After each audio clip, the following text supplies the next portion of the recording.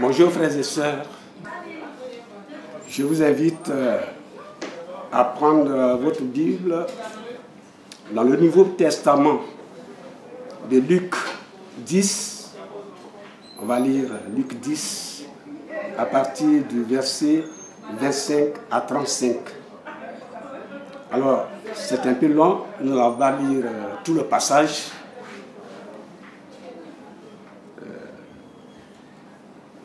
Ce passage nous parle de la conversation de notre Père Jésus-Christ avec un docteur de la loi. Éternel notre Dieu, notre Père, nous bénissons ton nom et nous te rendons toute la gloire. Merci pour ta parole que tu vas nous donner à travers ton serviteur.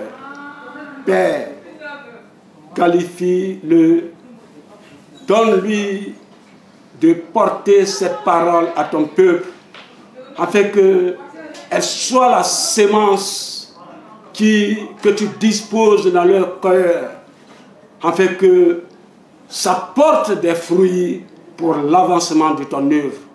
Merci Seigneur, au nom de Jésus. Amen. Amen. Eh bien, le thème que nous voulons aborder à travers ce passage de Luc 10, du verset 25 à 35, c'est comment devons-nous conduire pour bénéficier davantage de l'amour de Dieu et hériter de la vie éternelle.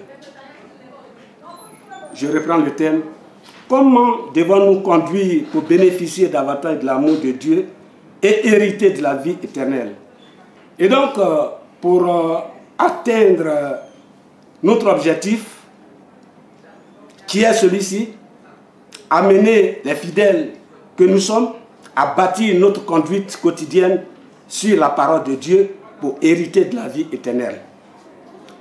Et donc, pour atteindre cet objectif, Dieu, notre Dieu, a utilisé deux conditions fondamentales dans sa conversation avec le docteur de la loi. En effet, pour atteindre cet objectif, ces deux conditions sont les suivantes. Première condition, aimer le Seigneur, ton Dieu, de tout ton cœur, de toute ton âme, de toute ta force et de toute ta pensée. Et ça, notre Seigneur le dit à partir du verset 26 et 27. Le verset 27. Tu aimeras ton Seigneur, ton Dieu, de tout ton cœur, de toute ton âme, de toute ta force et de toute ta pensée. La deuxième condition fondamentale que Dieu nous pose pour mener une vie normale, pour hériter du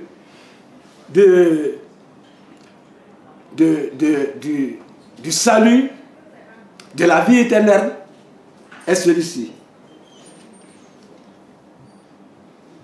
Il faut aimer ton prochain comme tu t'aimes toi-même. Aimez votre prochain comme vous vous aimez vous-même. En effet, dans la première condition, Dieu nous dit de nous aimer, d'aimer le Seigneur de tout notre cœur, de toute notre âme. Notre âme, c'est le principe de vie fondamental. C'est notre principe de vie fondamental. C'est notre conduite, notre âme. C'est comment nous nous comportons tous les jours. C'est comment nous nous conduisons tous les jours. C'est notre conduite fondamentale. Aimer Dieu de toute ta force. Frère, notre Père Jésus-Christ nous demande d'utiliser la force qu'il nous a donnée pour le louer, pour apporter dans sa maison, pour nous conduire chaque jour. Dieu, quand tu te lèves, Dieu te donne la force à partir de tes membres, à partir de tes 2 membres, tes bras, tes pieds. Tu te donnes la force, tu te lèves, tu vas au travail, tu vas vaquer à tes activités. C'est la force. Mais cette force-là, il faut la mettre au bénéfice de Dieu. Il faut participer, veut-il dire, aux activités de ton église. Il faut participer aux activités de l'église, c'est-à-dire il faut aller aux activités de l'évangélisation, il faut aller rendre visite aux nécessités, à tes frères, à tes soeurs. Il faut aussi rendre visite aux prisonniers. C'est cela, utiliser la force que Dieu t'a donnée. Bien-aimés, Dieu nous demande d'aimer, de l'aimer de toute notre pensée. Toute notre pensée. Notre pensée, c'est quoi? C'est notre intelligence. Utilisons notre intelligence dans notre conduite. Tu es jeune, tu fais partie du groupe de la jeunesse. Ton intelligence, apporte ton intelligence à l'évolution du groupe de la jeunesse. Tu fais partie du groupe des hommes, frères. Apporte ton intelligence à l'avancée de ton groupe. Qu'est-ce que tu fais à partir de ton intelligence? Et c'est pour cela que Dieu nous demande de l'aimer avec toute notre intelligence. Mais pour aller au-delà, l'autre condition c'est quoi? Il faut aimer Dieu comme notre prochain. Et pour illustrer cela, il a pris l'exemple du Samaritain. Le Samaritain, c'est cet homme-là. Dieu a pris la parabole du Samaritain. Et il a dit ceci. Il y a un homme qui partait de Jéricho, de Jérusalem à Jéricho. Et cet homme a été attaqué en cours de route. Il a été bastonné, frappé à mort. Il a été dépouillé de tout ce qu'il avait. Et pendant qu'il était en train de mourir, un sacrificateur est venu, c'est-à-dire un homme de Dieu, il a dépassé. Un lévite est venu, il a dépassé. Et voilà qu'un Samaritain. Dieu nous dit dans ce passage 33, mais un Samaritain, contrairement au sacrificateur qui est un homme de Dieu, contrairement au lévite, le Samaritain, qui n'est pas un homme de Dieu, s'est approché de lui. Il a eu compassion de cette personne-là. Il a approché. Il a soigné. Il a pris sur son cheval. Il est parti avec lui dans un hôtel. Il lui a apporté des soins.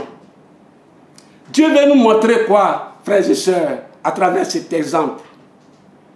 En cette période de crise, qu'est-ce que tu fais pour apporter à ton frère qui est en train de souffrir? Est-ce que tu partages avec ton frère? Est-ce que tu partages avec ta soeur? Est-ce que tu te soucies de ce que, à côté de toi, il y a quelqu'un qui a besoin de toi? C'est ça notre prochain. Le docteur a voulu savoir qu'est-ce que ça veut dire notre prochain. Et c'est pourquoi Dieu a donné cet exemple du Samaritain. Aime-toi, aime ton prochain comme toi-même. Lorsque tu te lèves, tu penses à comment ta famille va manger. Mais n'oublie pas qu'à côté de toi, il y a quelqu'un qui n'arrive même pas à avoir de quoi à nourrir sa famille. Bien-aimé, en cette période, nous voulons par ce passage t'inviter à pratiquer le partage, à penser à ceux qui, en cette période, sont nécessités, à ceux qui n'arrivent même pas à avoir de quoi à nourrir leur famille. Dieu nous invite au partage. Dieu nous invite à avoir compassion de ceux qui, oh bien-aimés, ont besoin de nous. Ne dis pas que, non, nous sommes en une situation difficile, ce que j'ai ne suffit pas. Je vais le conserver pour moi seul et ma famille. Non. Dieu pourvoit toujours à nos besoins. Et donc, quel que soit ce que tu as, ne pense pas que ce n'est pas suffisant. Partage-le avec ton frère, partage-le avec ta soeur. C'est donc à cette invite que notre Seigneur Jésus-Christ nous invite à travers ce passage-là. Deux conditions qu'il nous pose. Pour hériter de la vie éternelle, il faut aimer notre Dieu. En toutes circonstances, nous devons fonder notre comportement sur l'amour de Dieu. L'aimer de toute notre pensée, l'aimer de toute notre force, l'aimer de toute notre âme. Et penser à notre prochain, c'est-à-dire à notre voisin. Bien-aimés, que Dieu nous bénisse et que le nom du Seigneur soit glorifié.